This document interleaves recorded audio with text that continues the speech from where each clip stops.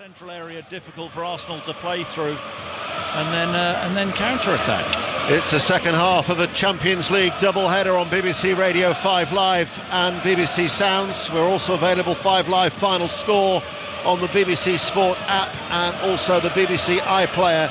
But after that thrilling game in Istanbul, Galatasaray 3, Manchester United 3 and Sevilla 2, PSV Eindhoven 3, the early results in the Champions League. Manchester United, well, they know that their destiny is out of their own hands, and they'll certainly be hoping for Bayern not to slip up at home to Copenhagen. But for Arsenal, well, they certainly know that they are very much in control of their own destiny as far as Group B is concerned. And let's not forget that they are on a very good run here at the Emirates, where on Saturday they'll entertain Wolverhampton Wanderers, a game you'll be able to listen to also on BBC Radio 5 Live. So as the smoke drifts into the chilly North London air after those firecrackers from the French supporters, who are now swirling their red and yellow scarves around their heads, they look a rather boisterous bunch. They've packed out that entire quadrant on that bottom tier here at the Emirates, as our referee from Portugal, Artur Dias, gets us underway with Arsenal in their red and white shirts, playing from left to right. And one of those two changes that Mikel Arteta made means that he's restored David Raya back in goal.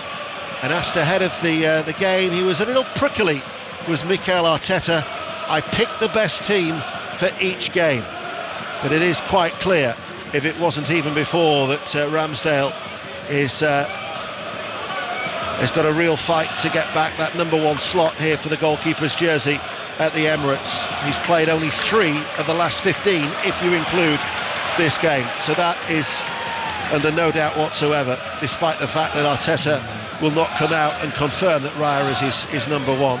Yeah, and it's not a great surprise, is it? No. Yeah, I mean that's the way it's going to be, isn't it? Tomiyasu looks to try and float the ball forward. Adara was pinned back by the run of Saka. Adara dives into the challenge, stabbed back by Samed, and then a nonchalant ball from Medina to Nampalys Mendy, diminutive former Leicester City midfielder, as Danso. You might remember that he had a brief loan spell at Southampton, did Kevin Danso, the Austrian international. It was... when was that? I don't remember. It was about 3 or 4 years ago. It was eventful. He was sent off at Manchester United, and he was also part of the Southampton side that lost 9-0 at Leicester. So not a positive memory for him, really. 10 appearances. It was in the 1920 campaign. Kevin Danso, who... that was a long time ago then, 1920. 1920, yes. Very good. Yeah. You go back to taking pictures of people eating their food. Here is Raya, all in blue, away towards our left-hand side. He looks for that ball over the top. That's the second time already in these opening 2 minutes that they've looked for the ball over the top for Saka to try and get in behind the left wing back. Yeah, when Lens squeeze up the pitch, Arsenal trying to exploit that space in behind. Headed on by Sotokar. Arteta is on ball boy duties right at the front edge of that technical area as he just tosses the ball short to Tomiyasu. Not much real movement for the Japanese international. Eventually goes down the line, it's towards Jesus. He's got Medina tight behind him, and in fact the assistant referee on this near side will say that is a throw to Lens, who have themselves got something to play for. I mean, back in the Champions League after 21 years, they've still got a chance of qualifying. Yeah, because we're sort of Arsenal focused, we didn't really mention Lens. If they get a victory tonight, which isn't impossible, lost 1 out of the last 12 games, do carry a bit of a threat. They're not free scoring in League 1, but they don't concede too many as well, so they'll play with a bit of balance, try and frustrate Arsenal. I think from Arsenal's perspective in the Lens setup, quick switches of play. You're playing against a back 5 and try and get 2v1s in those wide areas. The thing is, though, if they were to win here tonight, then they would just have to beat Sevilla, knowing that PSV are playing Arsenal in the final game on the 12th of December. So and Sevilla are out of it. Yes, they are. Just 2 points from their 5. What has been a disappointing Champions League game, and certainly that sending off of Ocampos midway through the second half, extremely costly when they were 2-0 up. In fact, they finished the game with 9 men in the end. Saka back towards Rice. Now with Gabriel. Zinchenko just to his left, outside the centre circle. Rice now takes over. Quite a high line by Lens. Ødegaard, who returned after that 3-week absence from concussion against Brentford at the weekend. Zinchenko inverted, passes the ball out towards Martinelli, far side the left. Havertz, who got that all-important goal in West London. One of the 2 changes that Mikel Arteta has made here tonight for this Champions League encounter that you're listening to on BBC Radio 5 Live and BBC Sounds. 0-0 in the early stages. Martinelli comes inside, midway through the Lens half. And then he holds on to the ball and passes the ball then to Saliba. Saliba forced to turn because of Eli Wahi, the forward. Yeah, look, early stages, too many touches at this moment in time. The Arsenal players taking on the ball. Mentioned those quick switches of play, taking those extra touches that allows Lens with their setup 5-4-1 to shuffle across.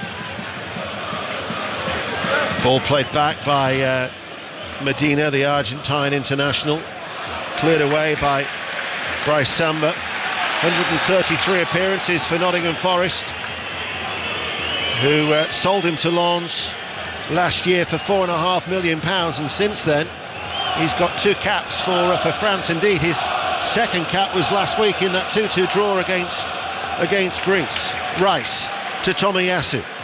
First touch of his right boot, opens it up, runs away from Fulgini. It's a strong run. 3 players had to come across to this near side to curb the run of Tomiyasu, and Arsenal get a throw 6 yards up from the corner flag. Yeah, Saka had just come short towards the ball. Tomiyasu spotted the space on the outside. Kodaro had a little spell at Newcastle, didn't he? He did. I say little spell, was it 5 years?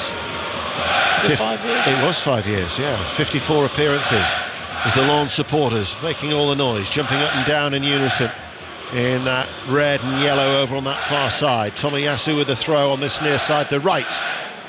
6 minutes played, 5 live, 0-0. Ødegaard with a back heel to Saka. Just getting there first was Hadara. Out of play it goes for another Arsenal throw, without really fashioning any opportunities in these early stages here. As Rice able to turn to Saka, very congested. A little flick inside by Jesus didn't quite come off. Tomiyasu helps win it back. Touched in field by Rice. Now Gabriel to Zinchenko. Zinchenko's cross into the penalty area. Jesus, well, he didn't seem to go for goal. His first effort, I think, was trying to knock it back to either Havertz or Saka. It wasn't a meaningful touch, and it runs off his right boot and out for a goal kick. Well, is he offside? He may just be offside. It's a good ball from Zinchenko. Good spot to Jesus at the far post. He tries to volley the ball back across, maybe towards goal or back to a teammate. Should go with his head in that situation. Bit of indecision there from Jesus. Certainly no jeopardy whatsoever in Group D elsewhere in the Champions League, where both Inter and Real Sociedad have already qualified, but Benfica are indeed leading Inter by a goal to nil. Benfica, who are yet to pick up a point so far in their Champions League campaign. No other goals to tell you about in the 6 games in the Championship. Leeds United 1, Swansea City 1 is the latest score at Ellen Road, as Lens playing from right to left, all in black, now with Medina just dropping back inside his own half. Short sleeve shirt. Passes the ball to the Ghanaian international, Samed. Back to Medina. Now with Danzo, right of the centre circle. Out towards Frankowski, the Polish international.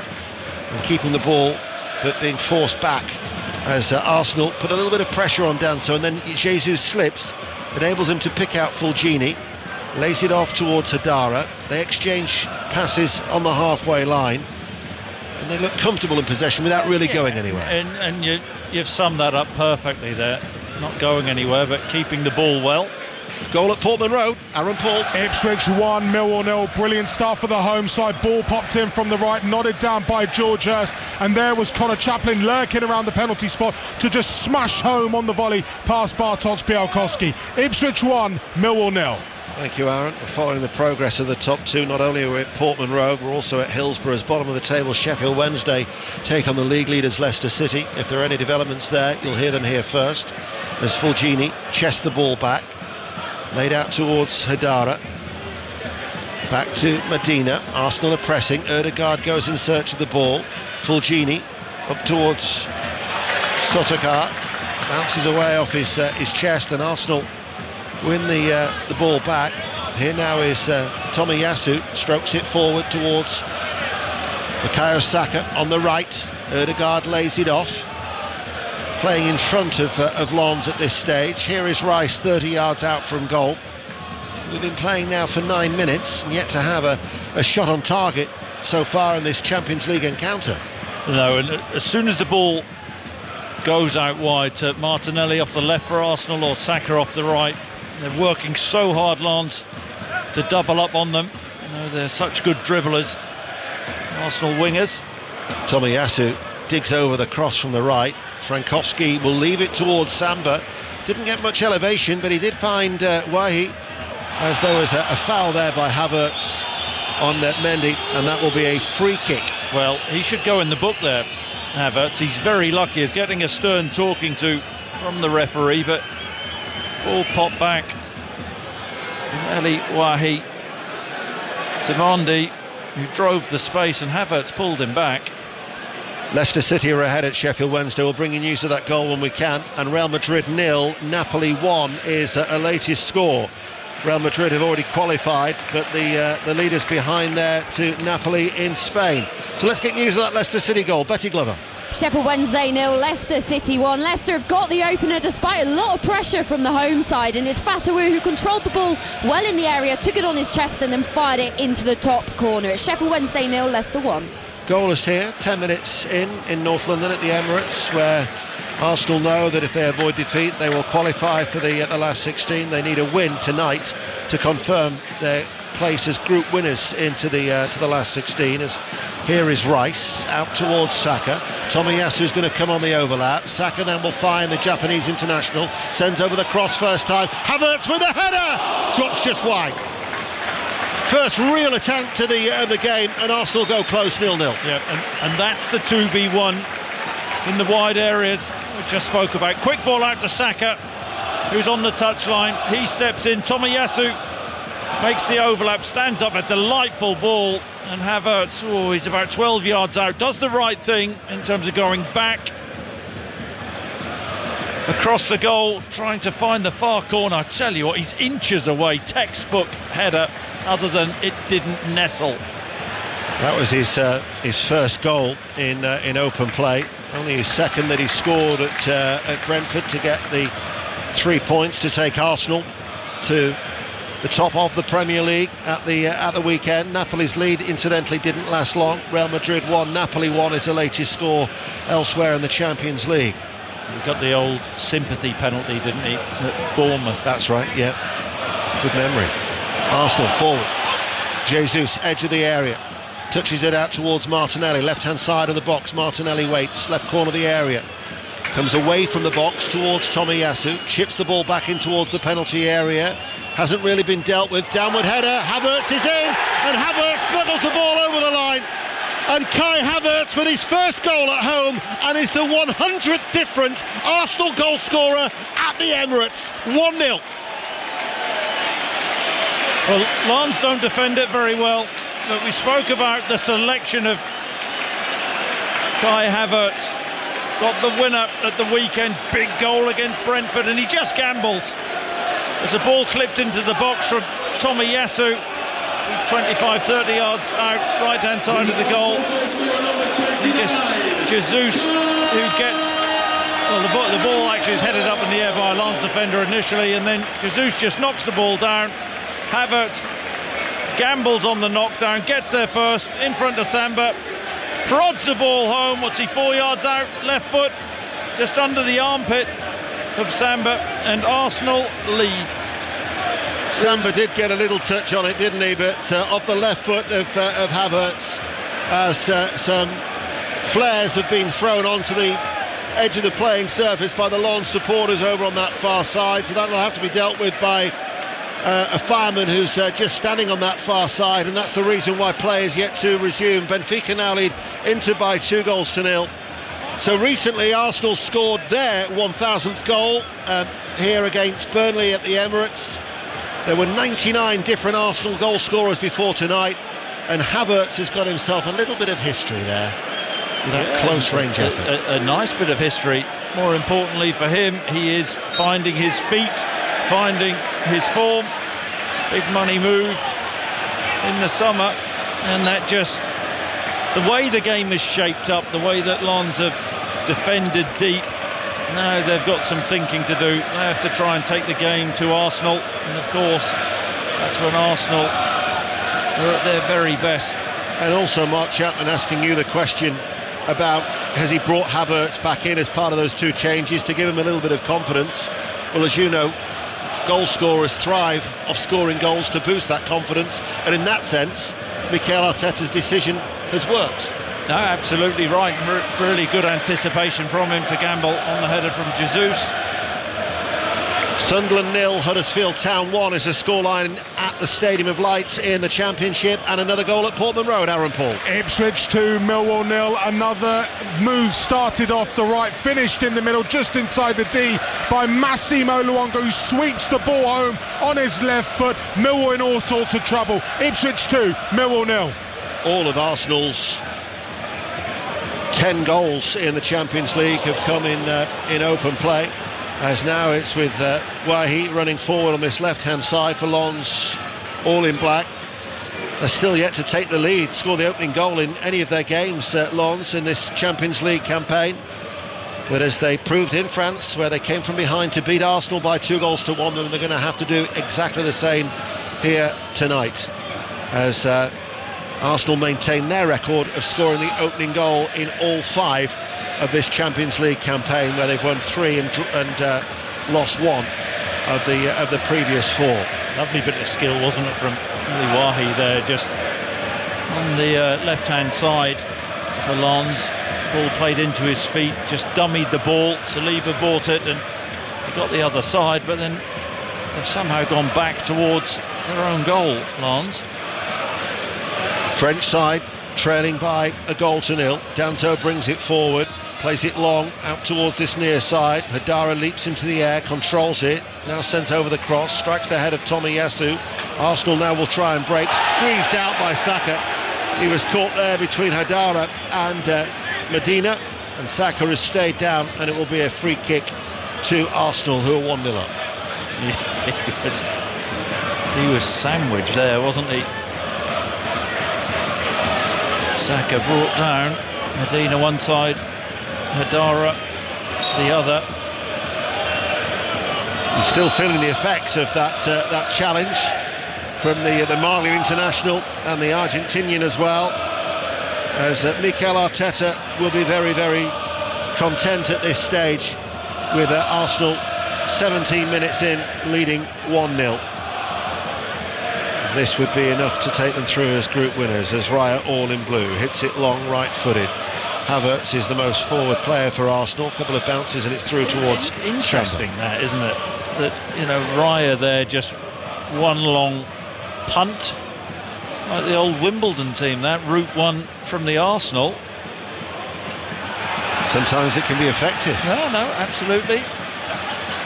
It's about winning, isn't it? And being effective, and that's what Arsenal have been this season. Is it fair to say, I don't know how many times you've seen Arsenal, that they haven't been at their flamboyant best? Yeah, I would think so. I think they're still yet to fully get into their groove. But of course they're back in the Champions League campaign for the first time in 7 seasons, and on course for the last 16. At this busy time of the season, now that international break is out of the way, it's heads down until the next break in March, as Saka bundled over by Medina on the halfway line. And Lens, I think, are going to have to show a little bit more than we've witnessed in these opening 18 minutes. No, absolutely. With what's at stake for them, I think the game plan from the start would have been, let's really frustrate Arsenal. That they'll feel they've conceded a really cheap goal, but they've got to be braver going forward. It's 18 years since they last won away in European competition. I mean, naturally they have had a lengthy absence from Europe's elite competition as Havertz, the goal scorer, touches it to Zinchenko. Yeah, it's a bit misleading, that stat, isn't it? Yeah, to give it a little bit more context, they're without a win in 13 away games in Europe since they beat Groklin, Grodzisk, Wielkopolski, the Polish side, back in 05-06 in the UEFA Cup. I don't think you pronounced that properly. Groklin, Grodzisk, Wielkopolski. That's totally different to the one you said a minute ago. I don't think it is. But Dziękuję anyway. 19 minutes played. Arsenal lead by a goal to nil. Martinelli bundled off the ball by Fulgini, who now runs forward for Lons, then stumbles on the ball, passes it out towards that far side. Sotokar with the cross, bouncing ball. Haidara tries to get on the end of it. He'll keep it in play actually on this near side. I think Arteta was looking for a foul on Tomiyasu. Plays it back towards Medina. Maybe now this is Lons, who are just starting to open up a little bit as Wahi lays it off. Samed, Sotokar with the effort. First shot was blocked.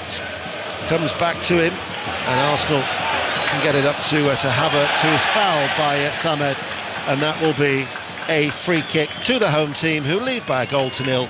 20 minutes played, Chris Sutton. Yes, but at least we're seeing a bit of intent from Lons. Good cross in from the right hand side from Sotokar. No takers, nobody really anticipating where the ball was going to go from the Lons attackers, but finally them trying to take the game to Arsenal. Here is Tomiyasu. Saka. The Lons supporters still swirling those scarves around their heads as Saka tries to get on the end of it. Might break to Jesus, controls it and buries it well. Gabriel Jesus with excellent footwork, got it onto his right foot and found the bottom left-hand corner, and Arsenal increased their lead, and they're going through as Group B winners surely. Arsenal 2, Lons 0. It's a brilliant finish, it really is, from a guy who's often criticised for not being clinical enough. Ball popped out to the right hand side and Saka just drives in field on his favoured left foot. I think Arsenal get a little bit lucky. Saka runs into bodies and the ball breaks. Gabriel Jesus, I think he's 14 yards out centrally, and he's shaped, where he's really clever, he shapes to finish the ball left-footed, chops inside onto his right foot and just drags the ball, the inside of his foot, into the far corner. Clever finish, he's under pressure. His first touch is brilliant where he shapes to shoot with his left foot. Sells Danso in the Lons defence and pulls the ball into the far corner. This looks like it could be a long night for Lons. Yes, indeed it could. There was a scenario where Arsenal for a long time with that early game in Group B could have qualified ahead of kick-off when Sevilla were leading, but then they just had to avoid defeats after PSV's dramatic victory in Spain. But already midway through the first half, it looks like that is going to be a formality, and Jude Bellingham incidentally is continuing his incredible season for Real Madrid. He's on the score sheet yet again, and Real Madrid have come from behind and lead Napoli by 2-1 in Group C. But here, as far as Group B is concerned, Arsenal will be going through top of the pile. 2-0, very, very comfortable. Yep. And I think just be a nature of the disappointment of the goals that Frank Hayes, the goals that his team have conceded. But now, I mean, they've got nothing to lose. They may as well go for it against Arsenal. They need to get back into this. Havertz, Martinelli, Arsenal are in the mood. Martinelli beaten out, bounces off Saka, and Arsenal have got a third. 2 goals in the space of 2 minutes, and Arsenal now find themselves 3-0 up, and Lons are in danger of capitulating. Well, Lons have lost their focus. Martinelli, so good on that left-hand side. Where do you not let him in, though? Inside on his right foot, fires a shot on the goal. Samba saves, flings himself to his left-hand side. I think it's Saka who bundles the ball in from 6-7 yards off his thigh, off his left thigh, left hip, following in, anticipating Samba making that save, and the Arsenal wide men sort of combine.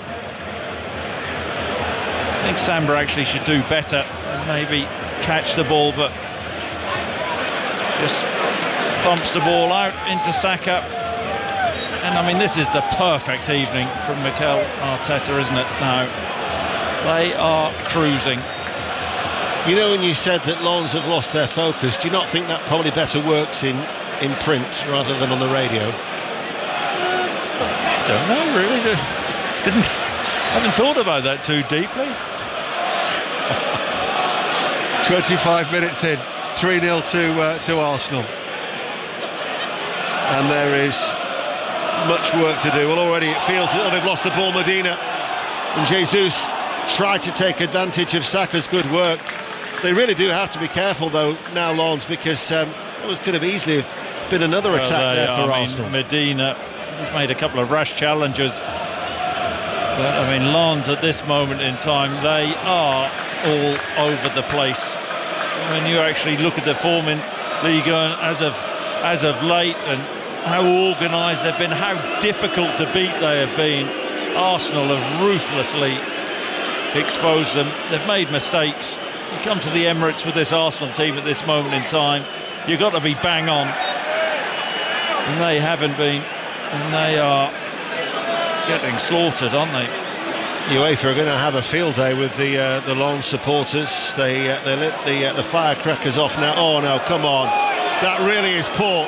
The Lens supporters have just tossed a flare from that bottom tier in the quadrant into the tier above. Senseless, absolutely senseless. The damage that could cause, that's out of order. It's absolute madness. What on earth is wrong with some people? Really don't get this fascination with pyrotechnics inside stadiums, the danger it can cause. Just hope that whoever at the other receiving end of that is absolutely fine for Arsenal. Sometimes beggars belief. Arsenal lead by 3-0. Here is Ødegaard, Rice. The beauty of it is, from a Mikel Arteta point of view, is that with Wolves coming here at the weekend, games coming thick and fast for Arsenal, he might be able to make changes second half now. Absolutely. You know, that's his luxury, isn't it? Went with a really strong team. Blimey, could be in here, Martinelli. Tomiyasu drills the ball across towards Martinelli, cuts in with pace off that left-hand side, enters the penalty area. Martinelli finds the back of the net. It's turning into a rout in this first half. Arsenal have scored 4 inside half an hour. Martinelli with a fine goal, and actually he runs in front of the Lens supporters and he's pulled away by Zinchenko as the Lens supporters throw objects onto the pitch. Yeah, got to say, not the most sensible from Gabriel Martinelli, that celebrating in front of the Lens support. It's a brilliant finish. I said before, you're playing up against Martinelli. Frankowski, what you don't do is you don't allow him inside on his favoured right foot. He allowed him inside twice, and it's a devastating finish. Left-hand side of the box. The right foot curler into the far corner. No chance for Samba. Little shift. Frankowski doesn't get close enough. Little shift of the ball and just feeds the ball, curls it beautifully into the far corner. Well, this is already Lens' biggest defeat away from home in European competition. Their previous heaviest defeat was a 3-1 defeat away to Deportivo La Coruña in 1998, but they're 4-0 down, and the way that Arsenal are going, they could absolutely fill their boots here tonight. We haven't been playing for half an hour, already they're 4-0 to the good, as the cross is blocked over on that far side. Yeah, I think we said that Arsenal haven't been at their flamboyant best. Yeah, you said that, I think, didn't you? And they've gone and scored 4. Well, I think you agreed, or at least you nodded. 4. I could have been nodding. That was 4 goals in 14 minutes. I think they're answering you now. Here is Danso. They're finding their rhythm now. Wolves to come at the weekend. You'll hear it here on BBC Radio 5 Live. Samed tries to slide that ball into Eli Wahi and cleared away. But 4-0 and going through in some style against a very disappointing Lens team. It is. It's been Arsenal. Their combinations have been very good. They're in cruise control. The French so far haven't been connecting. We said that last away win in Europe was against Groklin, Grodzisk, Wielkopolski. Well, they're poles apart tonight, aren't they? Arsenal and Lens, 4-0. Saliba back towards Raya. Mere spectator so far as one of those 2 changes back in the side. Ball kept in play by Lens on this near side by Samed, and it will roll out of play for an Arsenal throw. So earlier, Galatasaray 3, Manchester United 3 is how it finished in Group A. Means that Manchester United's destiny is out of their own hands. They'll hope that Bayern don't slip up tonight at home to Copenhagen, and then that Copenhagen at home to Galatasaray would be a draw, and Manchester United would have to beat Bayern at Old Trafford. But Jesus is released, running forward in between the 2 Lens defenders. Jesus, he turns away, finds Martinelli, can't take it into his stride, as Arsenal were threatening a 5th. Oh, he looks up for it tonight, doesn't he? Gabriel Jesus, wonderful sharp turn to try and release Martinelli as Saka is still down from that earlier challenge.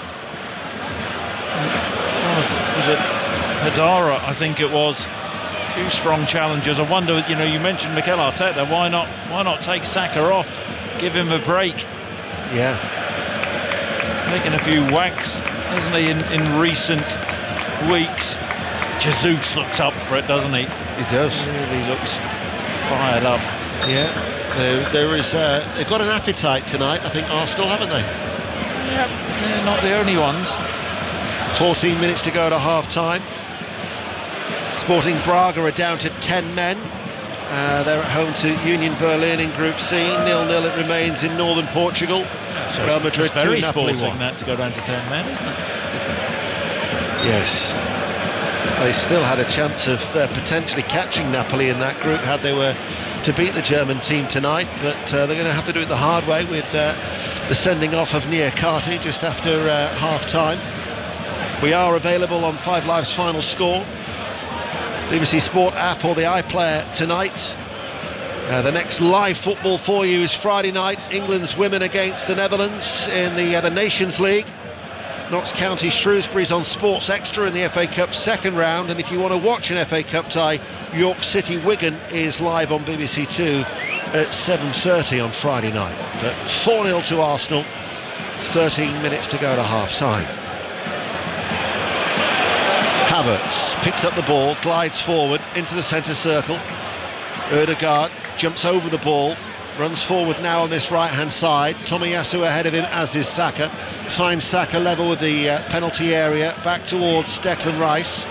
Rice, 30 yards out from goal, touching it along the ground towards Saka once more, who clips it in field towards Gabriel. Heads it to Havertz, and Arsenal are forced back from Havertz's ball to Gabriel, who turns and passes the ball back to David Raya, as they're going to maintain their unbeaten run here to 11 games. Brighton and Hove Albion were the last team to beat them back in May, as Lens have had a torrid first half here in North London, and their supporters, quite frankly, have been a disgrace. Well, elements of the support have been a disgrace. That's not, it's not everyone, but I mean, that's absolutely shocking what happened, isn't it? The player being thrown into the Arsenal tier. Here is Hadara, left-hand side, back to Medina. Chris Sutton with us here tonight on BBC Radio 5 Live. He'll be back at the weekend for 6:06 after we brought you Arsenal Wolves, followed by Nottingham Forest Everton on Saturday, and as part of Five Live's Premier League Sunday, Liverpool Fulham and Manchester City Tottenham are our offerings this weekend in the Premier League. But this is the Champions League. Earlier we were in Istanbul, and now we are in North London, and Arsenal serenely going through to the last 16. Where are you at the weekend? Who have you got at the weekend? Back here for the 3 o'clock against Wolverhampton Wanderers. So, and of course it's the draw as well for the Euros this weekend, where John Murray will of course bring us updates into that into Sports Report. He's doing the draw. He's out in Hamburg. But he's doing the draw. He's hosting the draw, is he? Give him time. He'll give him time. He'll do it eventually, but he's got to report on it first.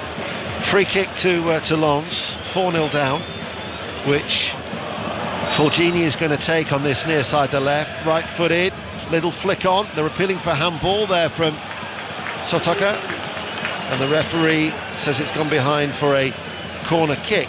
They are appealing for that though, and Artur Diaz, it struck the hand of Havertz off his thigh, but by UEFA standards anything could happen. Well, exactly. We saw the absolute shocker given against Newcastle last night. That's very similar. I don't think that should be awarded as a penalty. The ball is flicked on, it hits Havertz's thigh first, but his arm is out away from his body, but they're played on. But Eddie Howe scratching his head. Yeah, there's a few scratching their head after that decision the other night. That was only last night, wasn't it? It just feels like a long time ago. Ball goes back to Samba. Half-time at Hillsborough in the Championship. Betty Glover. Sheffield Wednesday 0, Leicester 1. Yes, it's top v bottom, but I'm not sure you'd necessarily know that from watching this game. Leicester go into the break with the lead from that Fatawu goal in the 23rd minute, unmarked at the far post. Sheffield Wednesday will be very disappointed with that poor defending, because before that they had a host of chances. They definitely haven't given up. They've been pushing for an equaliser. Byers dragged a shot wide. Patterson had a shot blocked. And 18-year-old Bailey Cadamarteri, who got his first start for Wednesday this evening, is causing Leicester all sorts of headaches. 1-0 at the break. Benfica 3-0 is the latest score in the Champions League, and at Ellen Road, Leeds United, looking to go third in the table, trying to maintain some sort of pressure on the top two, have come from behind. They lead Swansea City by 2-1 as he gets round the back, forces a save out of Raya, made that run in the inside left channel of the penalty area, hit it left-footed. Raya makes the save at his near post, kept in play over on that far side, but not even at half-time would have been looking at a mere consolation for Lens. Yeah, clever ball from Fulgini. Ball slipped down the side of Saliba. Good run from Wahi, but the angle's a little bit against him. And a smart piece of goalkeeping from David Raya. Bearing in mind that it's the first bit of goalkeeping that he's had to do in the 37th minute of this contest. Who would it be for you, Ian? You've seen a lot of both Raya and Ramsdale. Who would you select?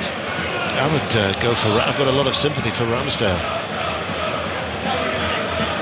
What about you? You're the expert. Similar. Bit of sarcasm from you there. I was actually being genuine. Here is Danso. Tell your face. Here is Mendy. Back to Medina. Every outfield player in the Lens half is in the Arsenal half, should I say. Sotoka out to Frankowski, the Polish international. He crosses. Rice back there on the edge of the area, clears it away. They can play within themselves now if they so wish to Arsenal. Leading 4-0. They're 4 goals in a 14-minute period. And to think, some say, that they're yet to find their groove. Yeah, just a bit careless there from Havertz, trying a little drag back and getting caught. Fulgini, so an opportunity for Lens to swing a free kick in. Well, the bespectacled Frank Hayes makes his way to the edge of the technical area, the Lens coach, to watch Fulgini take this free kick. Just under 30 yards out, right of centre, all in black, playing from right to left. The bearded French forward waits, right-footed, chips it in. Medina tries to get on his head of that. He was caught by Raya. He stayed down actually with that head injury. I tell you what, Raya has cleaned. Is it Medina out there? So he may have got the ball, but he certainly clattered into Medina with his right fist. Arsenal looking to break as it's Zinchenko. Passes it to Jesus. And now back with Zinchenko on the halfway line. It's all right defending in numbers like Lens are doing, but actually the nature of the goals, a lot of bodies back, but nobody's really taken responsibility. Stopping crosses, getting close enough. That's where it's been really comfortable for Arsenal. Just seeing this free kick again. Raya comes. Medina gets to the ball first. She heads the ball up. He's lucky there, David Raya. Thiago Martins is on VAR duty tonight as Lens win the ball back, and Medina shoots from distance, left-footed, and rattles the right-handed post as the flag is raised on the far side. Raya was at full stretch to his left. That was some effort from the Argentinian international, now back on the international scene after missing out on the World Cup. Yeah, he looks to the heavens, Medina, after he sees his shot cannon back off the post, left-footed centrally, hammers a ball off Raya's left-hand post. Brilliant strike it was. Lens a little bit unlucky. Under 5 minutes to go to half-time. Arsenal 4, Lens 0 is the latest score here on BBC Radio 5 Live. As Martinelli can't keep the ball in play, and it will be a Lens throw over on that far side. It's definitely changed Mikel Arteta, Arsenal's style this season. How many times? That's the third time in the game David Raya has just kicked the ball up the pitch, and it's about winning the second balls, isn't it? Remember when it was the high risk football and the play out from the back? This is the way we're going to do it. It's been a different Arsenal this season. Nampalys Mendy's just been shown a yellow card for a foul on Jesus. So former Leicester City man, just under it was 118 appearances during his 7-year spell in the East Midlands. He's just been shown a yellow card by the Portuguese official. Edging our way towards half-time. Arsenal lead by 4-0 with a goal at Portman Road. Aaron Paul. Ipswich 3, Millwall 0. Too easy for the home side. This time Leif Davis on the left, playing a gorgeous ball into the middle, and there was Nathan Broadhead just to plant the ball with a header past Bartosz Białkowski in the Millwall goal. He looks dejected, conceding 3 against his former club. It is Ipswich 3, Millwall 0. We're on the route to half-time.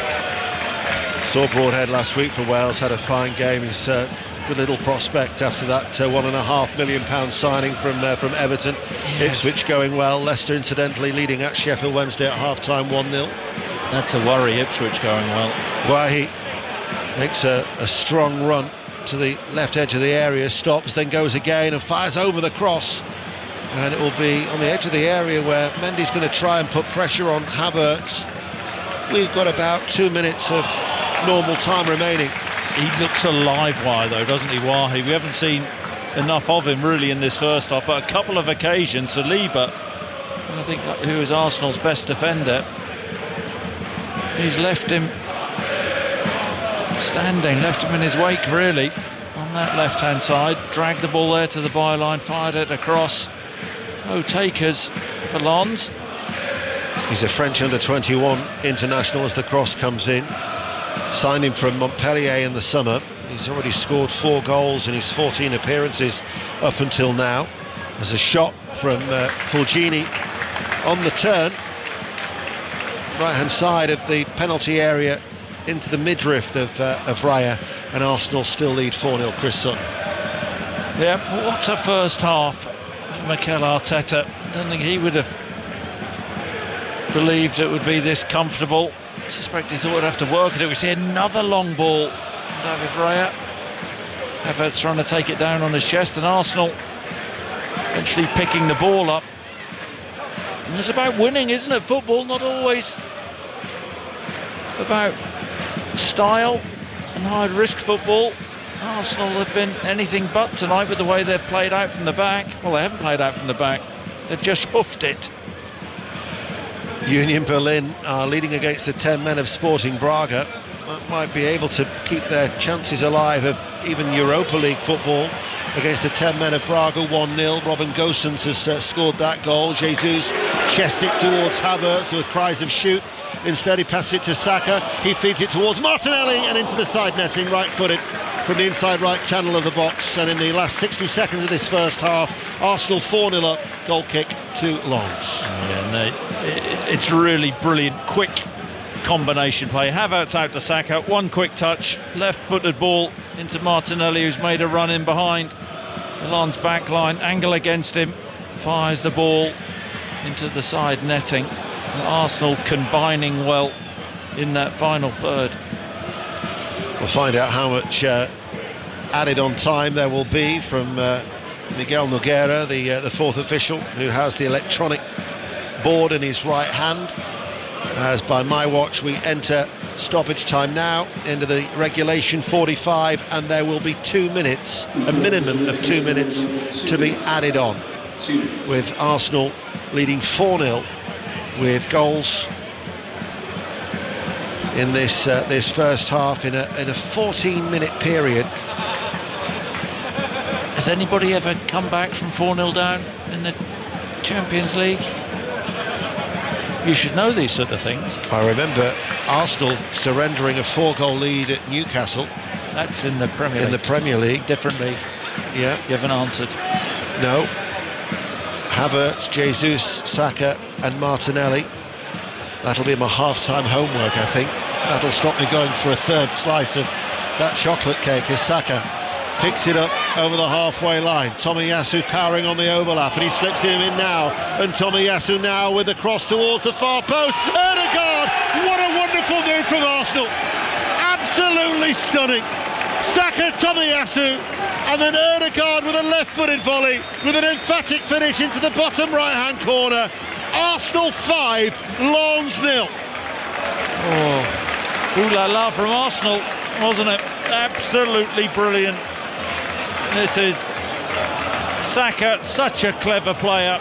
It's all about timing, when to release the ball. It's actually the ball clipped into the Arsenal box, and Saka picks it up halfway inside his own half. He just drives up the pitch, and Tomiyasu, long bursting run, makes the overlap, stands a beautiful ball up, dinked ball to the far post, and Ødegaard just drifts onto it, and a left-footed volley, brilliant left-footed volley, hammers it into the back of the net, into the side netting, controlled finish. Arsenal in total control in this first half. Well, no wonder that Frank Hayes is nonplussed on the bench. In fact, it's instead of Frank Hayes, it's Frank Days, because they've been left absolutely bewildered of Lens in this first half. There is the half-time whistle, and Arsenal, with 2 more goals, will actually equal their biggest ever home win in the Champions League. They've been stunning. 5-0, Crystal. Yeah, and we talked about then the importance of this game, with PSV winning going into it, saying they were under pressure, but they have been so dominant, got the first goal and then gone from strength to strength. This has been so one-sided. Arsenal 5-0 up, game over. So, Arsenal 5, Lens 0, Mark. I've got a stat. This stat in front of me cannot be right. I've got it down as Arsenal's expected goals as 1.1. That can't be right, can it? I mean, well, who is working that out? Have they got a different XG person on tonight? That's maybe they went for a cup of tea at 2-0 and forgot to come back. I mean, you've got to find out how they came to that. I know that can't be right. No. I'll see if it changes during the course of half time. It might go down. They've just ripped them apart, haven't they? Some of the goals have been fantastic. Some of the moves have been brilliant. Well, I think you're right. I think the last goal, especially, and that's Arsenal at the ruthless best, isn't it? When teams come onto them, they have Saka off one side, Martinelli off the other side. But just the timing of it. When to release the ball, Saka's got a wonderful awareness. It's not just about him; it's about the team. And Odegaard's finish was wonderful. He's such a classy player. I've got to say, with Martinelli's goal, I do not understand why players let him on the inside. If anything, let him drive the outside if he's going to beat you one way and cross the ball in. But Frankowski let him on the inside, and he's always going to finish those. I think Lens have been really naive. I think maybe there's been a bit of fear of Arsenal. A lot of players defending, but not actually, or back defending, but not actually doing the jobs properly. And I asked Ian just before half-time whether a team's ever come back from 4 down in the history of the Champions League, and he mentioned Arsenal-Newcastle in the Premier League. Wrong league, Ian. But there can't have been one who's come back from 5-0 down. I wouldn't have thought. Ian? Yes. Well, Chris just asked a question. Well, I'm still doing my homework. Okay. As my teachers would testify from all those years ago, this takes time. It does, absolutely. I mean, you'd have to. I mean, in two-legged affairs, you've got Liverpool coming from 4-0 down at Barcelona, wasn't it? You've got Barcelona coming back against Paris Saint-Germain. Yeah. But actually, in a game. That's what we're going to try. They won't come back from 5-0 down. Right, we got there in the. I'm still not sure we've got there, but okay, it was an answer of sorts. Back with Ian and Chris for the second half. Let's go to John Bennett watching all the other games in the Champions League this evening. Where do you want to start, John? I'm glad you didn't ask me that question. Let's start in Manchester United's group. Bayern Munich 0, FC Copenhagen 0. If Copenhagen win tonight, Manchester United would be out tonight. Bayern Munich haven't lost in 38 group matches, so you think United would be safe for the time being. Bayern Munich picked a strong side. Harry Kane started up front, but it's been a low-key match. For Bayern, Matthias Tell came the closest to giving them the lead. But Rooney Bargi had a really good opportunity for FC Copenhagen. So they're still in this game against Bayern, FC Copenhagen. Meanwhile, over in Madrid, Real Madrid just need to avoid defeat to win their group. And Jude Bellingham's amazing scoring run continues. Real Madrid 2, Napoli 1. Giovanni Simeone scored first for Napoli, the son of the Atletico Madrid boss Diego Simeone. Rodrigo equalised, and then Jude Bellingham, brilliant header, ghosting into the box. 15 goals in 16 games, the fourth player to reach 10 Champions League goals before turning 21. In the other match in that group, Braga 0, Union Berlin 1 in the hipster match.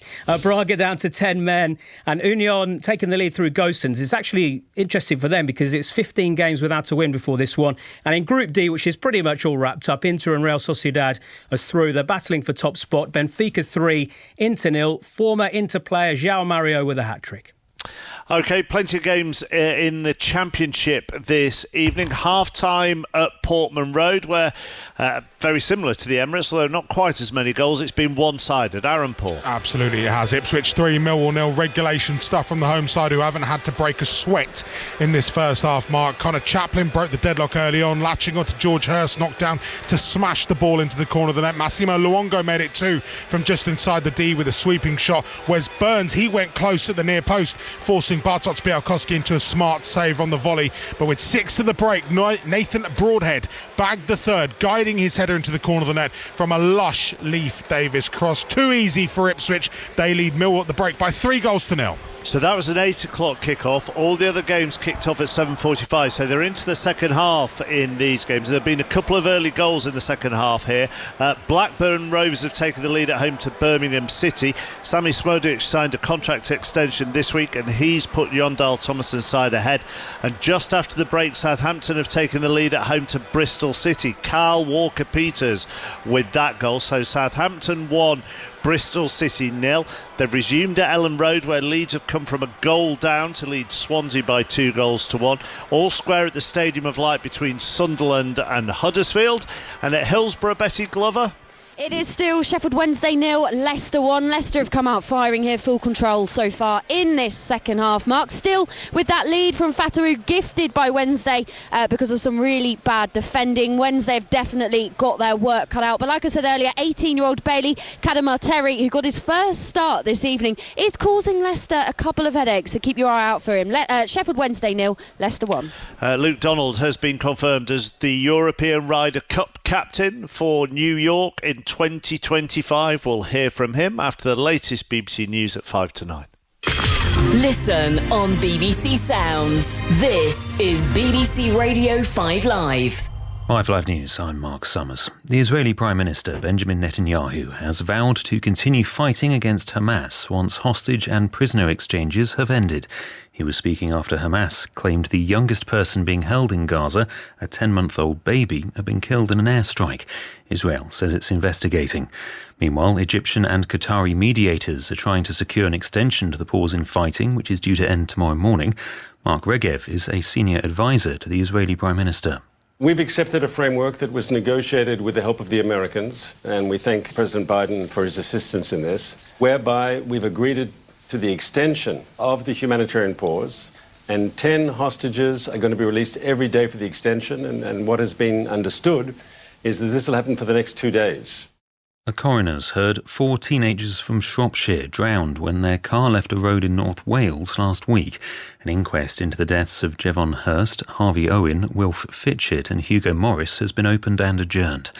A senior Home Office officials told a group of MPs the department doesn't know the whereabouts of more than 17,000 asylum seekers whose claims have been discontinued. The Conservative MP Tim Lawton is a member of the Home Affairs Committee. I think we're just all flabbergasted. The 2 most senior people at the Home Office had not a clue about what had happened to a lot of people who had claimed asylum and then, for whatever reason, withdrawn that claim. So supposedly they've then been told they've got to go home and they've been sent home, but they haven't. Nottingham City Council's declared itself effectively bankrupt, meaning it'll stop all spending other than services it must provide by law. A recent report said the Labour-run local authorities set to overspend by £23 million this financial year. The council says cuts in government funding and a rising demand for services are to blame. And finally, Cristiano Ronaldo's facing a class action lawsuit in the US over his promotion of Binance, the world's largest cryptocurrency exchange.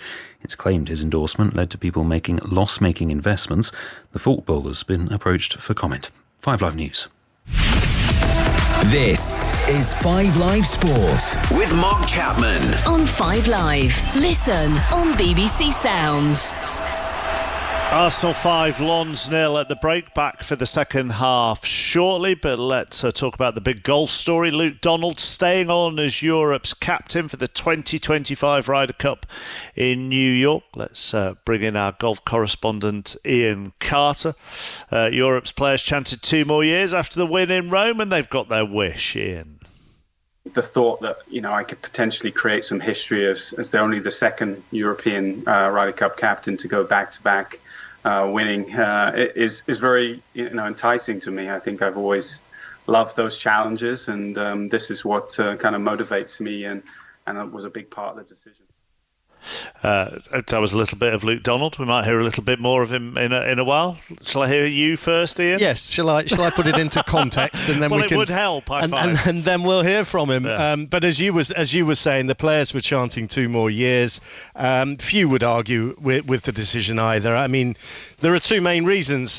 Given that so many top European names, the likes of Lee Westwood, Ian Poulter, Graham McDowell, they're not available because they play on the Live Tour. So yes, there is a shortened list of potential candidates, but the second reason is the key one, and that is that Donald did a fantastic job in Rome. If he wanted it, the job was his all the way along.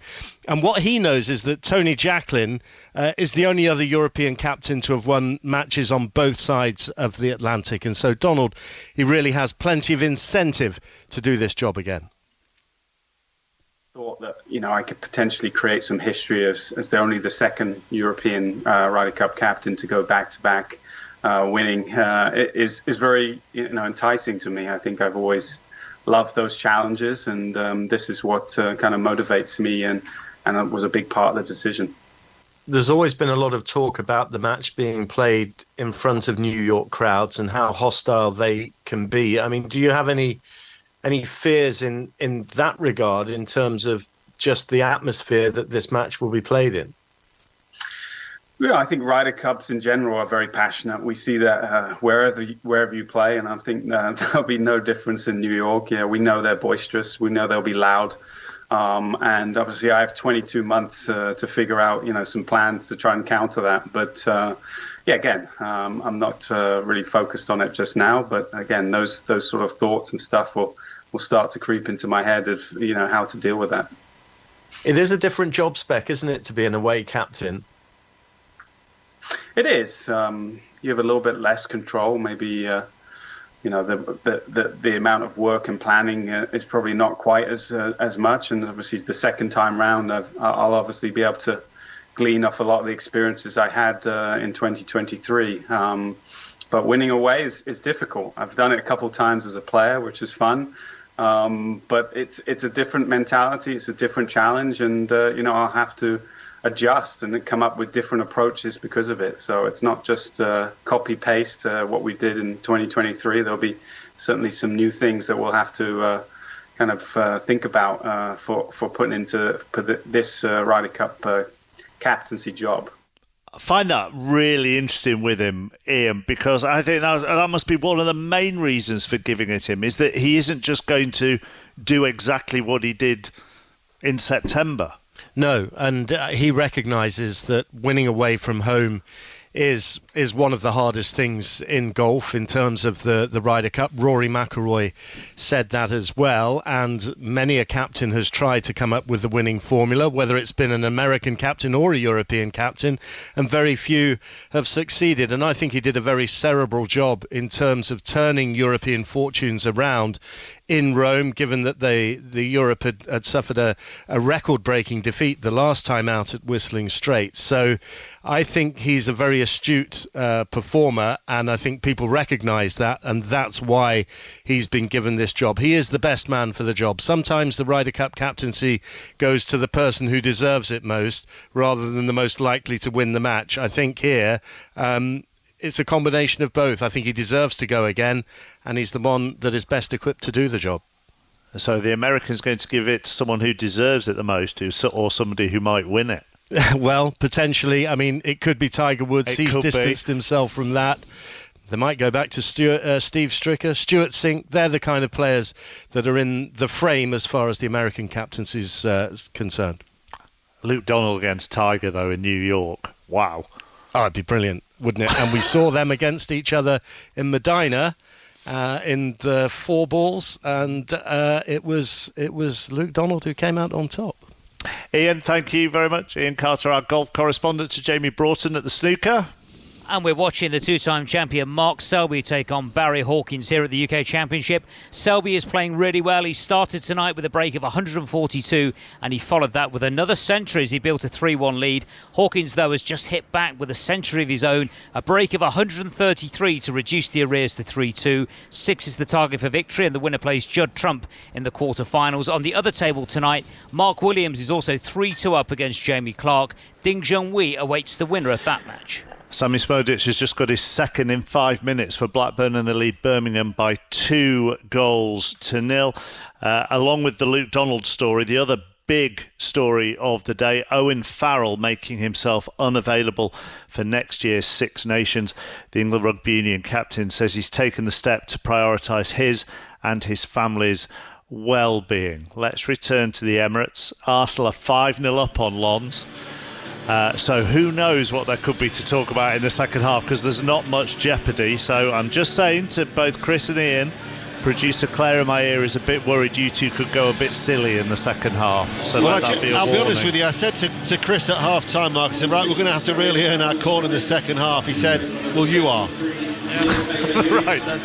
Well, that's kind of that set the level for what's coming then. All about the team. Yeah. That's what teammates are for, isn't it? We're in this together. Yeah. Or you are. And also, the best I can come up with in a single game in terms of is actually Liverpool in the final against Milan in 2005 when there were three. So I don't think it's probably ever been done before. Not that it's going to happen now, it's irrelevant, but it's just to keep Mr. Happy here happy. So there's been a double change, by the way, for Arsenal. Tomiyasu has come off and Ben White has come on, and then the other change is Zinchenko going off and Kiwior, the Polish international, coming on to replace him. Lons had made a triple change before that, which we'll have to bring you news of because I was busy looking at something else. We'll tidy up the triple change that Lons have made as the second half is underway, and I can run through the Arsenal side for you. They're leading 5-0 at half time. So Samba Raya is in goal. White, Gabriel, Saliba and Kiwior now is that back four for Arsenal. Rice, Ødegaard, Havertz, Saka, Jesus and Martinelli. And once we've brought you the changes for can you run through the Lens team as well?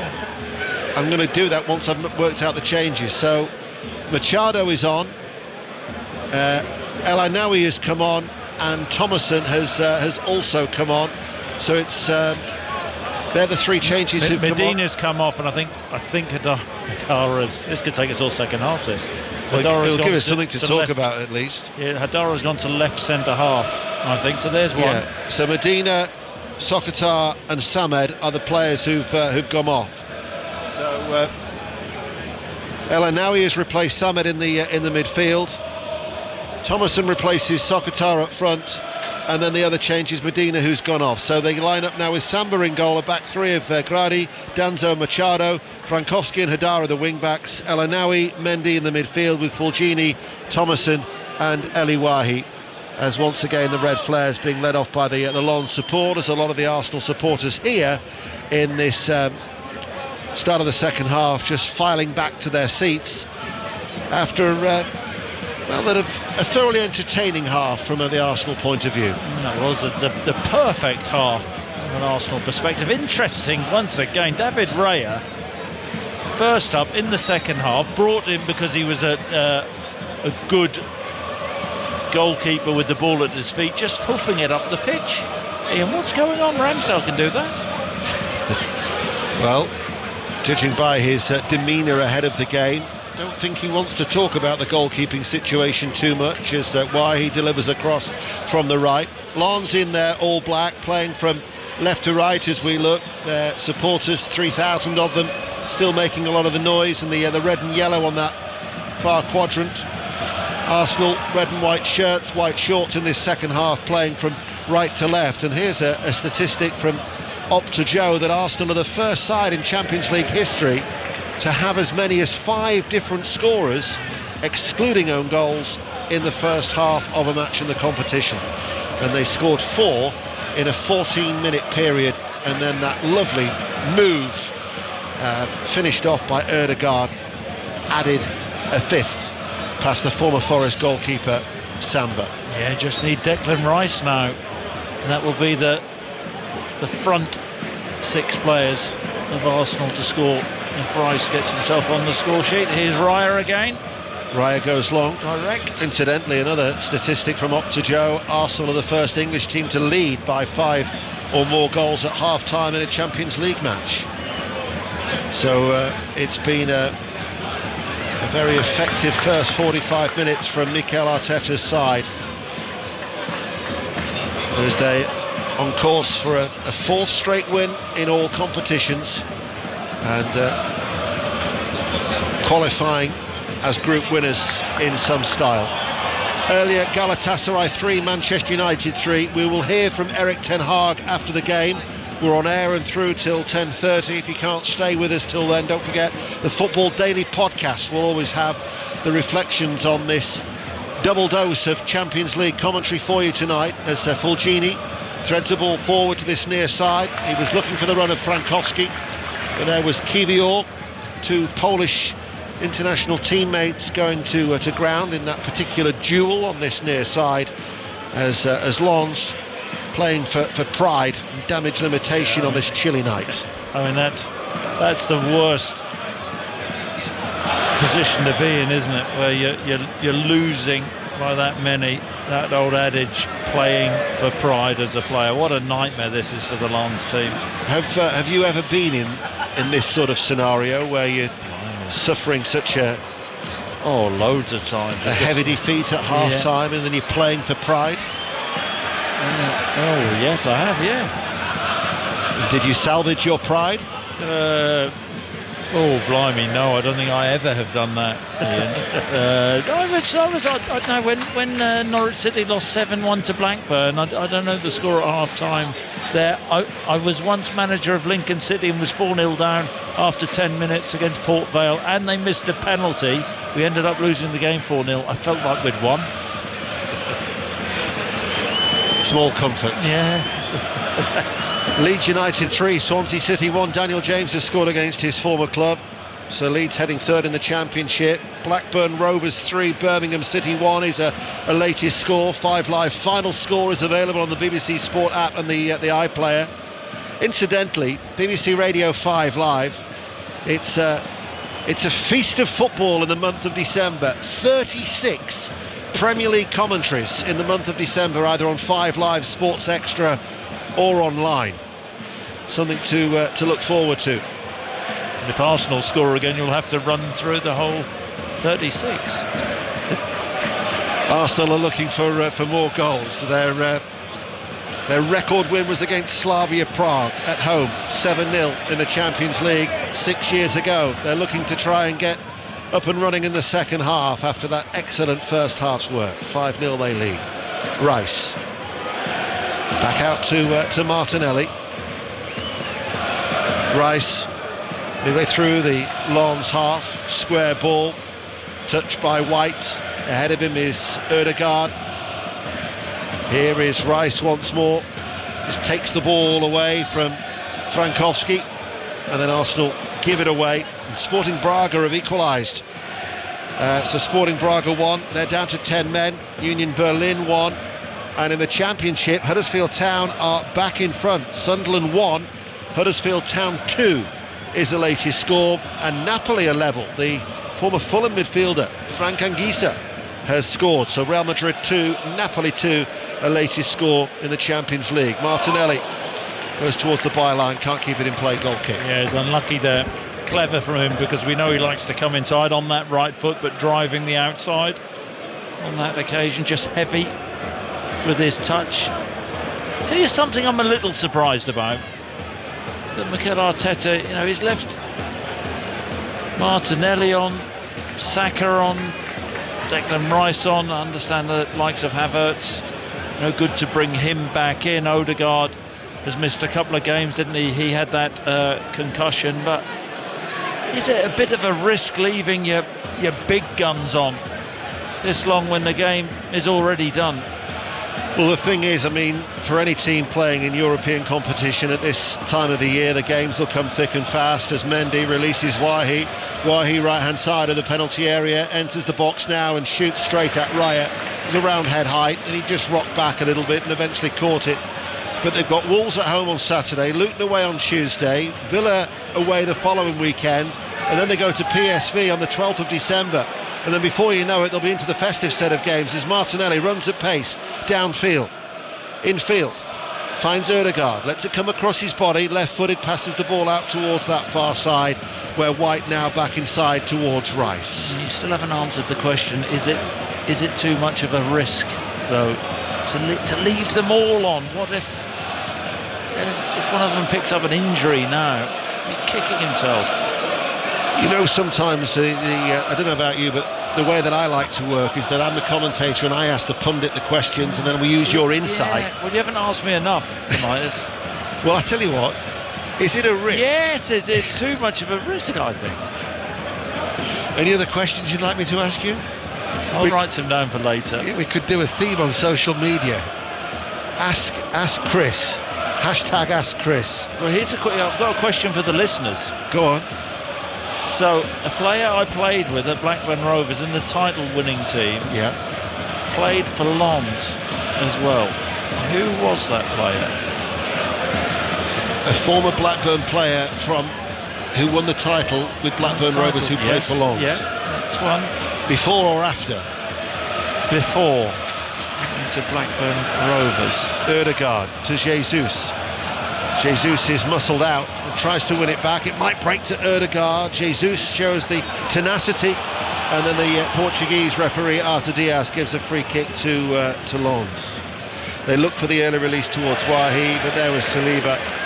Quickly snuffs that out. He's becoming isolated now, is Eli Wahi, and Arsenal once again dominate in what has been a very one-sided contest. 5-0, 10 minutes into the second half. Position? Position? Well, I'm not going to tell you that yet. As you know, I can't multitask anyway. When I've got to commentate, look at the scores. As Benfica now lead Inter 3-1 in the Champions League. No other goals elsewhere to tell you. 8-0 is the biggest ever Champions League victory. Liverpool against Besiktas and Real Madrid against Malmo. As the Arsenal supporters are up and out of their seats, as Martinelli is sent scampering away on this near side the left, and it runs out of play for a throw. Good ball there from Declan Rice. In behind, quite a high line, no change of shape from Frank Hayes. High line, and Martinelli puts the burners on, gets there first. Eventually, ball goes to safety for Lens. I was looking at some facts and figures in the build-up to the game, and the last 9 Champions League ties between English and French sides in England, the visitors have lost 8 of those 9. Paris Saint-Germain the exception at Manchester United in December 2020.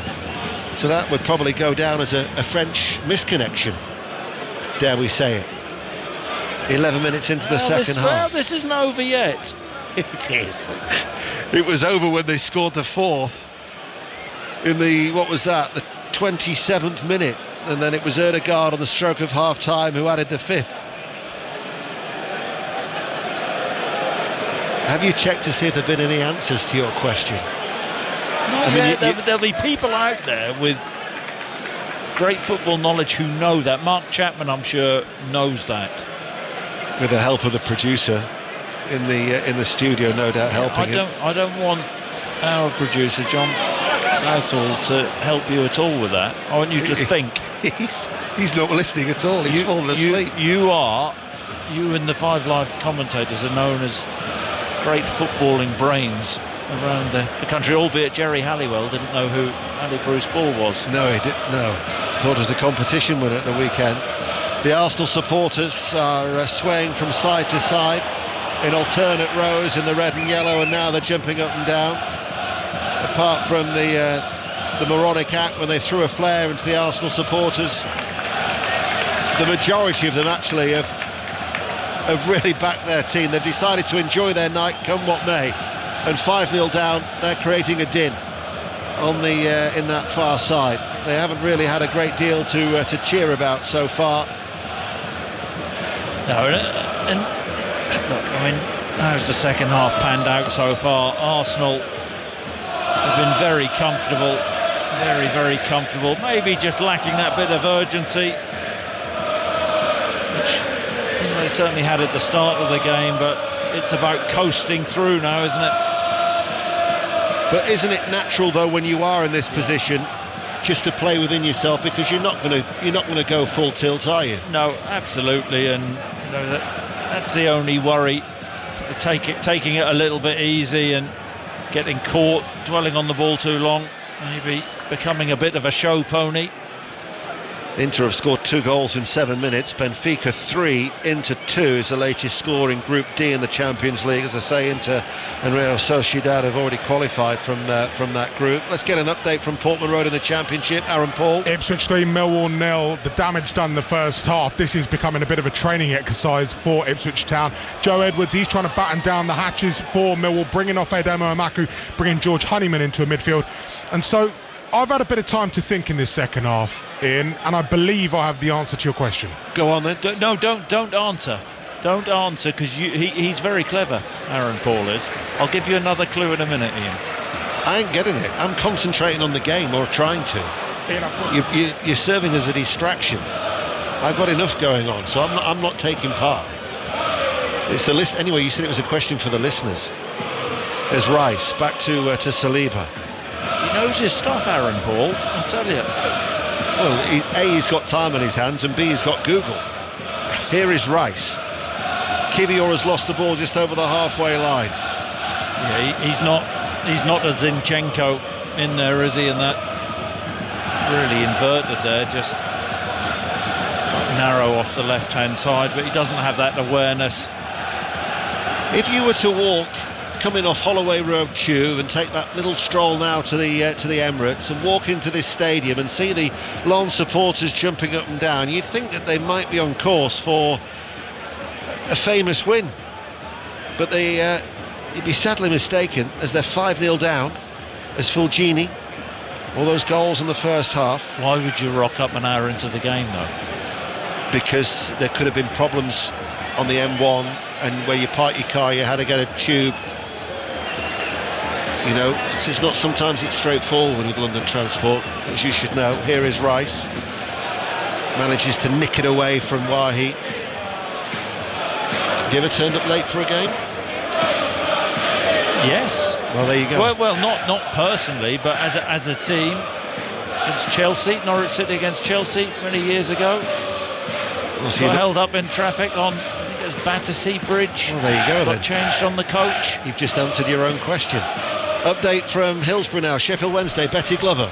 Wednesday playing well despite the 1-0 scoreline, winning possession, looking hungry, but their issue is they're lacking so much quality in that final third. They just cannot score. Great bit of play between Iorfa pulling the ball back to Byers in the area, whose shot went straight into the hands of the keeper. They just don't look dangerous when it matters. Vardy also took his first touch in the box a few moments ago, but I missed it because I was trying to Google who Chris Sutton played with at Blackburn. Well, Brian on Twitter has got the answer right, and so Simon and Andrew on text. They are putting you to shame, Ian Dennis. I told you, I'm not taking part, so it's quite simple. Abdou Kadir Kushinov is going to be coming on as the ball is played into the penalty area to Machado. The Colombian international couldn't keep it in play, and so Kuzinov, the Uzbekistan international, the first Uzbekistani to play in Ligue 1. It's his first season. He was signed from Minsk in Belarus. It's only his fourth appearance for the club, and he comes in onto the pitch, and the player has gone off. Was Grady, Jonathan Grady, the French defender, who's been with Lens through their development. I mean, they had about 5 seasons out of the top flight in the second division in France. They came back in the top flight in 2020. So Kushinov comes on to replace him, the 19-year-old. Yeah, and he's got a yellow card within seconds of coming on. Really brutal challenge on Martinelli.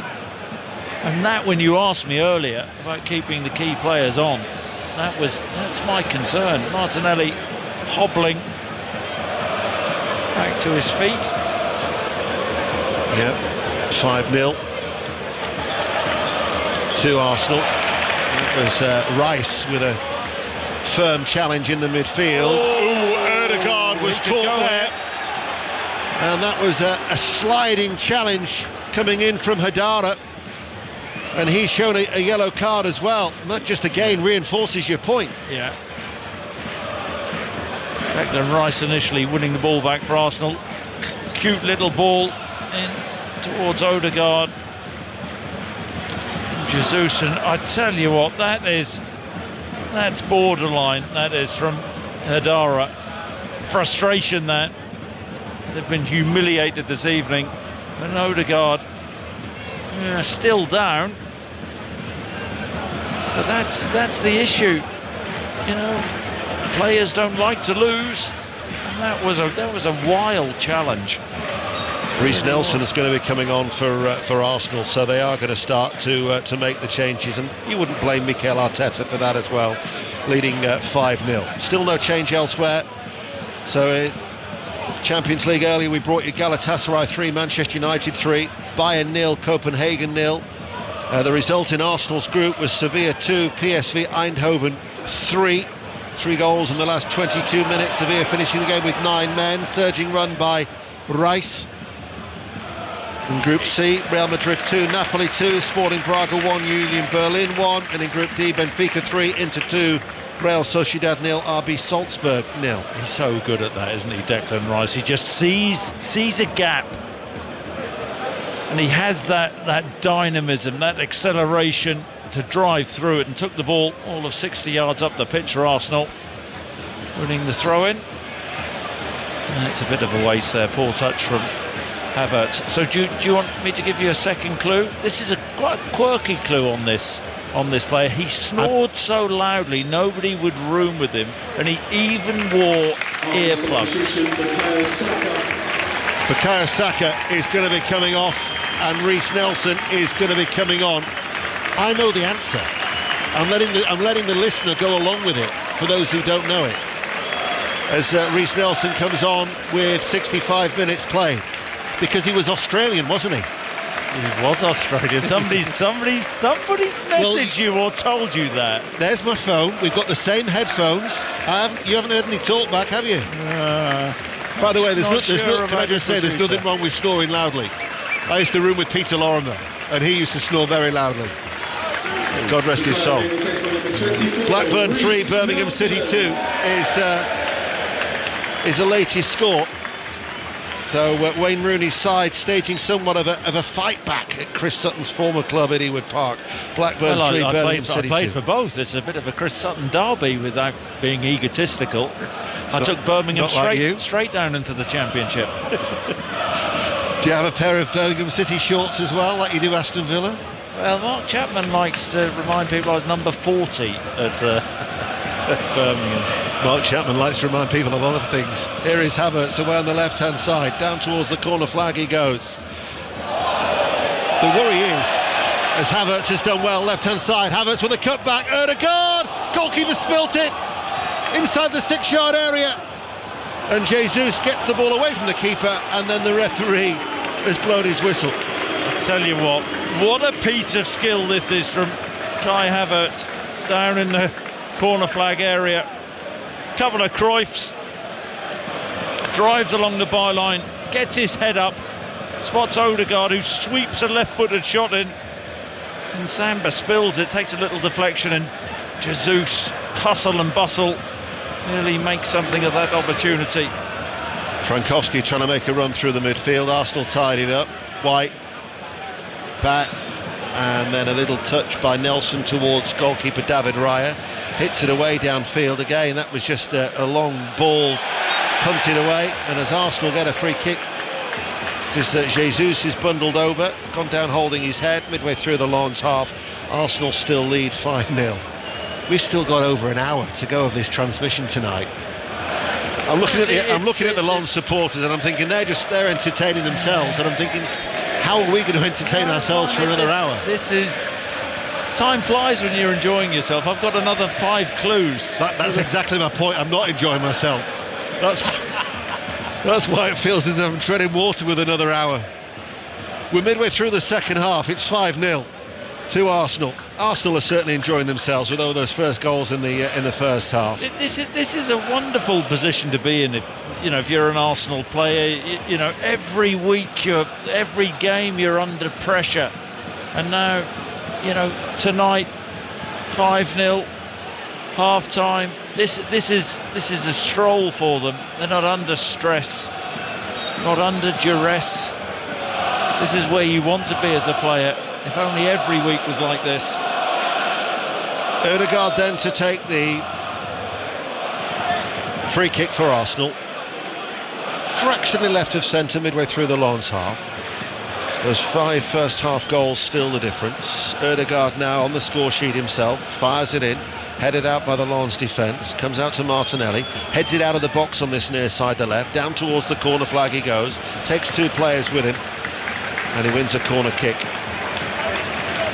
for Arsenal as Saliba comes up from the back, and Lens have every black shirt inside their own penalty area. The Arsenal supporters will be wanting more goals in this second half. Ødegaard with a corner kick. It's going to be an outswinger from this near side. They're playing from right to left as we look. We're low down, right to the halfway line at the back of the press box here this evening. There's Ødegaard, left-footed. Here comes the outswinger. It's going to come to the edge of the area. White heads it back into the box. And then the effort from Jesus was blocked, and then White hits it, albeit off his weaker foot, left-footed. He skied it well off target. A wayward finish, out of play for a goal kick. Chris Sutton. Yeah, there's been a great deal of quality from Arsenal this evening. That left-footed volley from Ben White was an exception, wasn't it? I mean, it nearly hit the corner flag. A wild slash at the ball. El Nenny's just been warming up, but he's actually just putting his jacket back on. So if he thought he was going to get a rare run out, Mohamed El Nenny, the Egyptian international, who played a couple of times for Egypt recently and got a 90-minute run out in both games. He's going to have to wait and bide his time a little bit longer. Well, fancy that, an Egyptian international playing for Egypt. And you wonder why tonight feels like a slog. Here is Lons coming forward midway through the Arsenal half. As soon as you were taking pictures of me eating my food, I knew it was going to be one of those nights. Cross comes in, caught by Raya, under pressure. And he waits and just checks about the whereabouts of Wahi. And he holds onto the ball with 19 minutes remaining. Here he goes again. This is going to be no nonsense. David Raya drops it to his feet, closed down, hits it right-footed up towards Jesus. Little flick header. Danso in the centre circle, out towards Machado, and Machado, the Colombian international, plays the ball back towards Samba. Frankowski, a little bit of a hesitation. Arsenal could be in here. It was Danso who slid in against Jesus to try and win it back as Arsenal pressed and put pressure on Lens. Yeah, I mean, we've praised Martinelli all evening, but Kivior from Samba's goal kick, the Arsenal left back, really tenacious with the challenge, popping the ball to Martinelli, who had an easy pass to Gabriel Jesus, who would have been in centrally 1v1, but Martinelli short with his pass, and the chance had gone. So of the English quartet in the Champions League, Manchester City and Arsenal through as group winners, but for Newcastle United and Manchester United going into the final set of fixtures, match day 6 in the Champions League, their destiny is out of their own hands after Manchester United earlier 3-3 in Istanbul. After being 3-1 up, we'll be hearing from Erik ten Hag before we're off air at 10:30 as Raya clears the ball, a rather flat ball, onto the chest of Jesus. He's controlled that very, very well outside the centre circle of his own half. Costa's going to be coming on, David Costa, the Portuguese midfielder, very, very soon. And we're also going to be seeing Jorginho coming on for Arsenal. He said about a lack of questions to you. He's surprised that Mikel Arteta hasn't made more changes. Absolutely.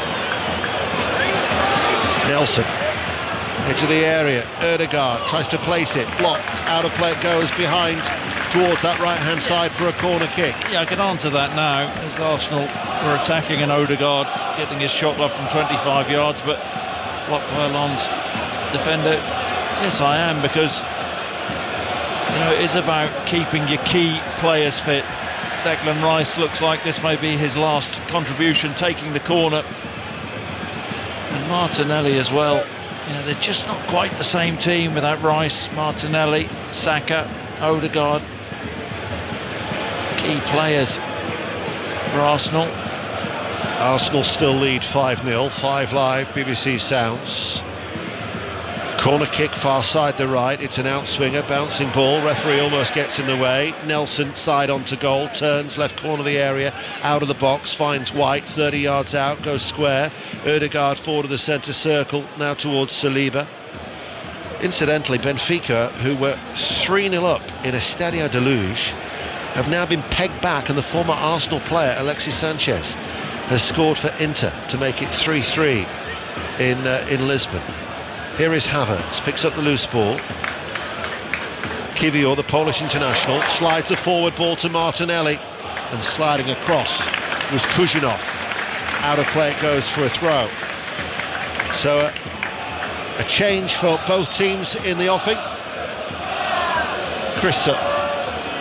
Yep, Jorginho coming on. It has to be Declan Rice coming off. Another excellent display from him.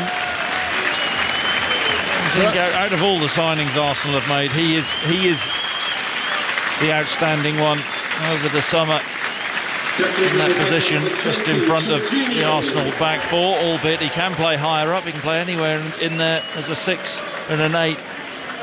He's been so impressive for Arsenal this season. He has been playing in that more advanced role of late as well, hasn't he, Declan Rice? David Costa coming on for Nampalys Mendy, so the ex-Leicester City midfielder comes off, and Costa, Portuguese midfielder, who was born in Portugal but moved to France at the age of 6, comes on. Been hampered by a shoulder injury this season, so it's only his 6th outing of this campaign. I bet he's delighted. It's freezing. It's absolutely Baltic here, isn't it? Absolutely freezing. Corner comes in for Arsenal on the left, hasn't been dealt with by Lons. White's there, prods it back out of the penalty area. Ødegaard, and then Jorginho plays it out to this near side. And this is Nelson, bundled off the ball. Good challenge by Kuzhinov, gives away a free kick. He's on a yellow as well, isn't he? He is. So yeah, poor old Costa coming on. 5-0 down. What can you do? Are you going to give the answer to your quiz question now? I mean, you've kept the listener in suspense. I still think he's a redhead. A redhead. Australian international who snores loudly. Yeah, ex-West Ham. Ex-West Ham, yeah. Cross comes in. Nelson linking up with White, chips over the cross, caught then by Samba at the near post. Yeah, they had that combination in the first half, Saka, Tomiyasu, which worked so well down the Arsenal right-hand side, and Nelson and White teaming up nicely. England women against the Netherlands on Friday is our next live football on BBC Radio 5 Live. Saturday's 5 Live Sport with Mark Chapman on air from midday. Arsenal Wolves is our commentary in the usual goal service here. And then Nottingham Forest Everton at 5:30. And then for 5 Live's Premier League Sunday, Liverpool Fulham at 2. Manchester City Tottenham at 4:30. As Frankowski plays the ball back inside his own penalty area. And then next week, Tuesday, Wednesday and Thursday, 3 consecutive nights of live Premier League football on BBC Radio 5 Live. And just over 12 minutes remain. Chris Sutton, 5-0. Yep, 5-0. And an absolute stroll for Arsenal. The French have been fodder for the Gunners, haven't they? Didn't see this, however good as Arsenal have been this season, just because of the nature of Lens being so tight in Ligue 1. This has been impressive from Arsenal's perspective. Well, they've come up against superior opposition tonight, bearing in mind they'd actually kept 6 clean sheets in their last 7 games in Ligue 1, where they conceded just the 1 goal, but 4 of them in a 14-minute period in the first half. 5-0 down at half-time as Blackburn Rovers 4, Birmingham City 2 will put paid to any hopes of Birmingham salvaging a late equaliser at Ewood Park, because in injury time Harry Leonard has scored. Blackburn Rovers 4, Birmingham City 2 in the Championship. And there's been a goal at Hillsborough. Betty Glover. And Sheffield Wednesday have got the equaliser. It's Sheffield Wednesday 1, Leicester 1. It has been coming. They've been looking sharp at points. I said they couldn't score earlier, but they've been pushing and pushing for this equaliser, and it was Jeff Hendrick who stabbed it home after some lovely build-up. Sheffield Wednesday 1, Leicester 1 in the dying seconds of this game. That will take Ipswich Town then to a point of Leicester City after dropping points at Hillsborough. If indeed it stays like that, because second placed Ipswich will move to 42 after leading Millwall 3-0. Leeds United will move to 35 into third, so they will be 7 points adrift as they lead Swansea City by 3-1. So Jeff Hendrick with that injury time equaliser. No other goals elsewhere to tell you about. 5-0, and a lot of the Arsenal supporters now are just starting to drift towards the exits, even we have 10 minutes remaining. This game done and dusted at half-time. Mikel Arteta. Can we forgive that? I think we can forgive them this evening. You don't like to see fans leave the game early, but on an evening like this, 5-0, job done. Yeah. Arsenal top the group, top of 2 leagues. Yes, indeed. Yeah, and they will look to maybe try and increase that, consolidate their position at the top of the Premier League at home to Wolverhampton Wanderers on Saturday afternoon. There's been another goal at Portman Road. Aaron Paul. Ipswich 3, Millwall 1. This is probably the first concrete bit of action we've had in this second half. It's a goal for the visitors. Ryan Lung went off the left, popping a gorgeous ball in towards Kevin Nisbet, who just shimmied and planted the ball past Vaclav Vlacky in the Ipswich goal. Ipswich 3, Millwall 1. And elsewhere in the Championship, as the ball is sent away over on that right-hand side, and it's now fed forward to Martinelli inside the penalty area, and he looked for the run on the inside of Nelson, and it's a touch behind from Kushinov behind for a corner kick. Arsenal are going to make another change, but elsewhere in the Championship, Blackburn 4, Birmingham 2, leads Swansea 3-1. We know about Sheffield Wednesday 1, Leicester 1. Southampton still lead Bristol City by 1-0, and Huddersfield are still leading at Sunderland. In fact, that's finished. Sunderland 1, Huddersfield Town 2, as Eddie Nketiah is going to be coming on with 9 minutes remaining of normal time. Great move that from Arsenal. Jorginho clipping a lovely ball in behind. Ben White, like an Olympic athlete, powering up the right-hand side, feeding the ball to Martinelli, but his cross was cut out. Corner comes in, and the header at the near post is just wide, and it was White who got on the end of it, and they almost had a 6th goal. Yeah, left-footed in-swinger. And White gets across his marker, tries to deflect the ball in, but gets under it. Gabriel Jesus is the player who's going to be coming off. He's taken his tally to 5 for the season after getting what was it? It was the second Arsenal goal in the 21st minute, and it was a well-taken goal. How impressed have you been with him? Well, I always think he's a nightmare to play against because he doesn't give defenders a minute's peace. But you know, there's this narrative about Arsenal and this striking position being a bit of a problem. But I thought he took his goal brilliantly tonight, shaped to bend the ball in from 14-15 yards with his left foot centrally, but just chopped back against the Lens defender Danso, and then just fed the ball into the far corner. He's been very impressive. And that completes the substitutions, the 5th and final change that Arsenal have made. Southampton have won. They've beaten Bristol City by 1-0. We told you that Huddersfield Town have claimed 3 precious points at the Stadium of Light in a 2-1 victory on Wearside. It's snowing in the northeast tonight. It's a chilly night here in North London, but it's a dry night as Lens have kept a clean sheet. We talked about the damage limitation. They've restricted Arsenal to few chances in this second half as Jorginho gives away a free kick inside the Lens half. I mean, I hope the manager Frank Haas doesn't come out after the game and say, you know, we drew the second half. That is one of my pet dislikes. That. And, you know, anybody can be brave when you're 5-0 down. Do it when it matters, Frank. I can imagine you've got a few dislikes. Full time at Hillsborough, Betty Glover. Sheffield Wednesday 1, Leicester 1. At the start of this one, 36 points separated these two in the league. You wouldn't have known it from watching this game. Leicester, who haven't looked as sharp as usual this evening, took the lead in the first half through Fatawu, who was unmarked at the far post. Wednesday then spent the rest of the game pushing for an equaliser, and it wasn't until the 93rd minute when Jeff Hendrick came off the bench and got it. Wednesday, bottom of the table, holding the leaders to a draw. They'll take that. Sheffield Wednesday 1, Leicester 1. Whilst we've been away at Hillsborough, there's been a VAR for a potential penalty review, and so much so that Thiago Martins has instructed Artur Diaz to come across and have a look at a potential handball. Well, it is a handball from Abdulkadir Kushinov. Yep, he's had an absolute stinker. It's a throw-in, the ball thrown towards Martinelli. Kushinov actually backs into him, catches the ball on his right wrist, his arm outstretched. This will be a penalty, and probably 6-0 to the Arsenal. Here we go.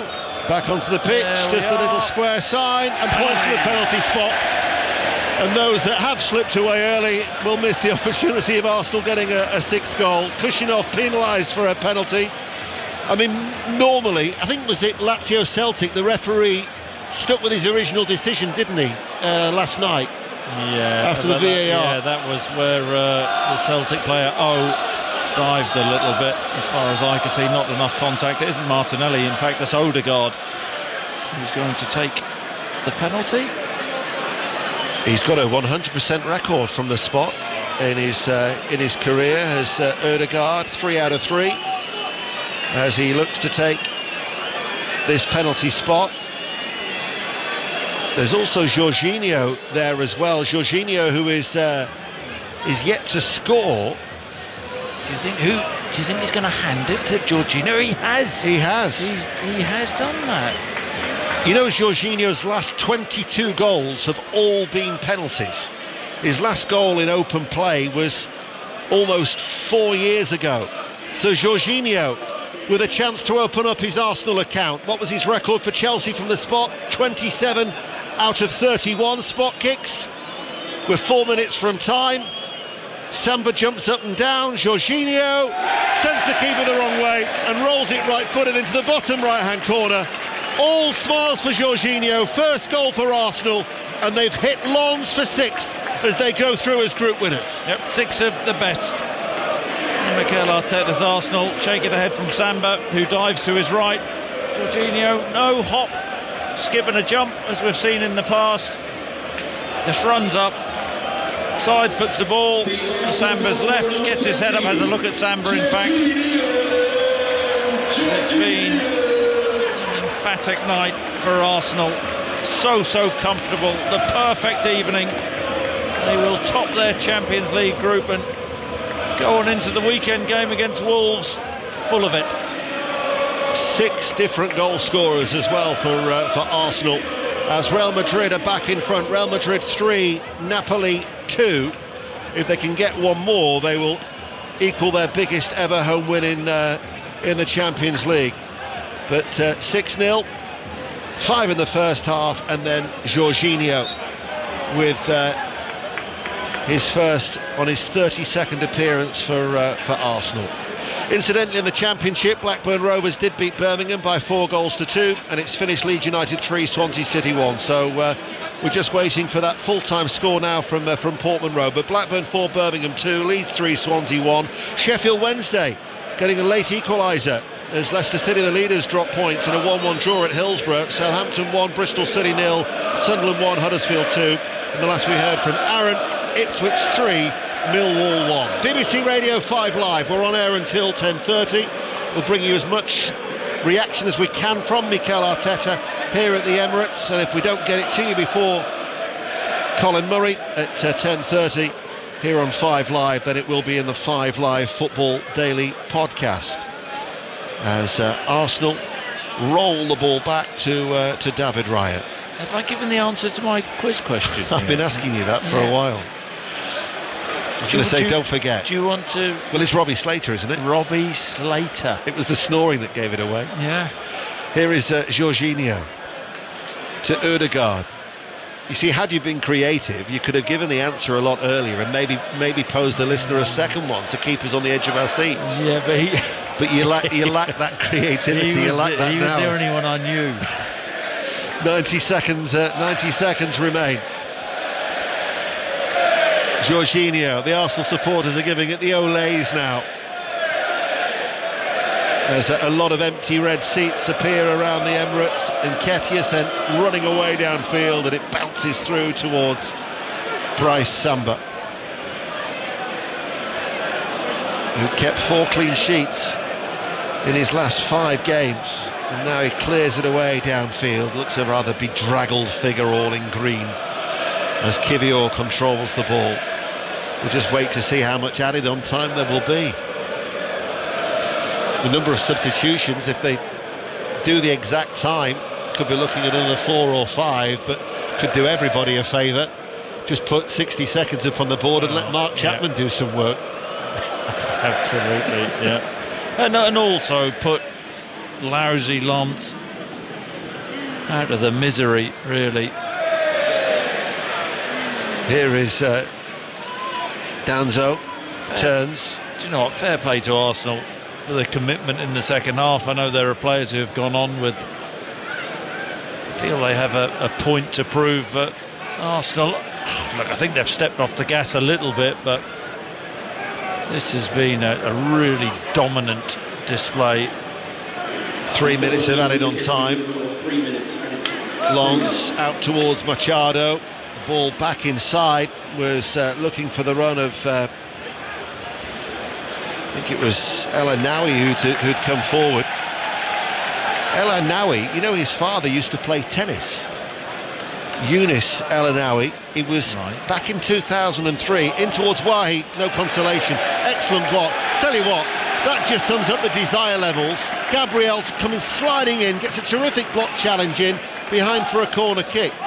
Yeah, and high-fiving his teammates, the importance of clean sheets, standards. That's how you win titles, that's how you win trophies, keeping the standards high.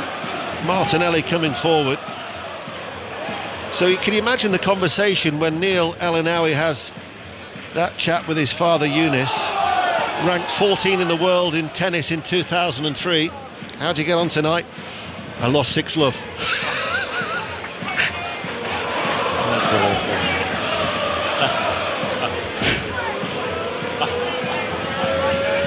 Costa, right hand side, threads it through, sliding in, couldn't get on the end of it, picked up by Riot. Dear me. I mean, that's pretty desperate from you. Riot. That might be the highlight of the second half for me. That and the chocolate cake before the game. Raya drops the ball at his feet. He's all in blue, he's away towards our right hand side. Downfield it goes. Havertz with a little header. Martinelli with a little flick on. And Nketiah and Nelson. As you say though, Arsenal's levels haven't dropped in that sense, that 2 of them were both hunting for the ball, still looking for more goals. The attitude is there, has been there all season. Go back to the comments from the captain, the programme before the game. Martin Odegaard, well, they haven't hit the top level at this moment in time. He still feels that the best is still to come. That's ominous. By my watch, we are 30 seconds away. So 6 different scorers. We had Havertz after 13 minutes, Jesus 8 minutes later, Saka, where the ball bounced in off him just 2 minutes after that. So to 23 minutes they were 3-0 up. Martinelli's fine goal made it 4. Odegaard, that was 4 goals in 14 minutes. Odegaard then on the stroke of half time with a lovely move down the right hand side involving Saka and Tomiyasu, and then Jorginho from the penalty spot. Can you believe Arsenal made us wait for another goal? 4 minutes from time before they got goal number 6. And there indeed is the final whistle. So Arsenal have qualified, and they've qualified as Group B winners in an emphatic manner, beating Lens 6-0. Chris Sutton. Yep, outstanding display from Mikel Arteta's team. Started the game strongly, got the first goal and then went from strength to strength. 6 different scorers, you say, eased off in the second half, but it's job done. Top of the group, and a really outstanding Champions League campaign so far. Onwards to Saturday and back to Premier League duty, but a perfect night for Arsenal. Full time at the Emirates, Arsenal 6, Lens 0. Mark. You enjoyed your tennis joke, didn't you? Yes, I did actually. I mean, I could hear you giggling to yourself for about a minute afterwards. That has to be one of the hardest games I've ever done for a while. Oh, it's a bit harsh on Chris, that, but I thought you did well. It was aimed at Chris. I mean, you said perfect night, and that's the only way to describe it, really. Yeah, I mean, interesting. Mikel Arteta's selection before the game. Wondered how many changes he'd make. Raya coming back in goal, Havertz getting the opportunity, but it showed his intent about the importance of this game, the importance of carrying on that momentum, and albeit they eased off in the second half, I think Ian actually made a very good point. The block at the end from Gabriel, when they're 6-0 ahead, but still maintaining the standards to the very end. Importance of a clean sheet, and on they go. They're building something. They're doing it a little bit differently this season, but very, very impressive. And also, and we'll expand on this after 10 o'clock as well. The discussion a lot this season has been about how prolific Arsenal are going to be, and talk about their number 9s. Now, look, Lens were not good tonight, but Arsenal clicked in an attacking sense. Yeah, and I suppose we're all just waiting for it to happen. They've got so many talented. Yeah, no, exactly. Or we were all waiting for it to happen. So many talented players. Martinelli, Saka. I think they were helped by some really weak defending from Lens, but Arsenal were really ruthless, were really clinical tonight. I think Odegaard, he missed a couple of games. His importance to the team in the final third, his awareness, his vision, his ability to slide a ball, so important. You know what you're going to get from Jesus in terms of effort and tenacity, but he took his goal well. So, they look like a really well-balanced team, Arsenal. 6 different scorers as well. When was the last time Arsenal had 6 different scorers in a game, Ian? Good question. He hasn't got a clue. He is now Googling ferociously. What was the question again, Mark?